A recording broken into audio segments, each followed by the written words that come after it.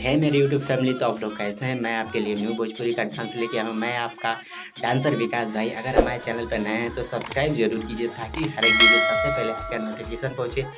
तो चलिए बिना समय गवाते हुए वीडियो को स्टार्ट करते हैं। हेलो काजी, कहाँ व्यस्त है? हम तो लगातार लगन में मस्त है। रखो फोन रखो। अरे अरे अरे, हेलो। ओहो, चुप रहो दो, मुड़ो पे मिलो।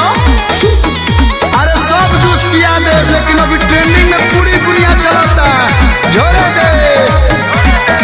हमरा बुझा दे के घरी का कर दो। बिजी होके के पूछो ना रीजन सोना, देखो शादी के चलता सीजन सोना। कल संतोषवा की शादी रहे, आज मंतोषवा के बाद।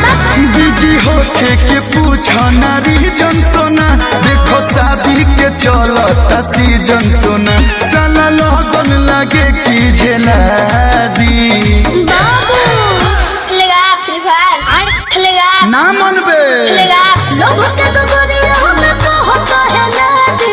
हमारा जान फ्री फायर खेला दी।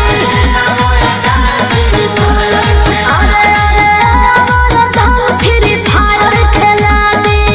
जाना तो ना बाबू 5 मिनट बाद खेलेगा 5 मिनट बाद खेलेगा।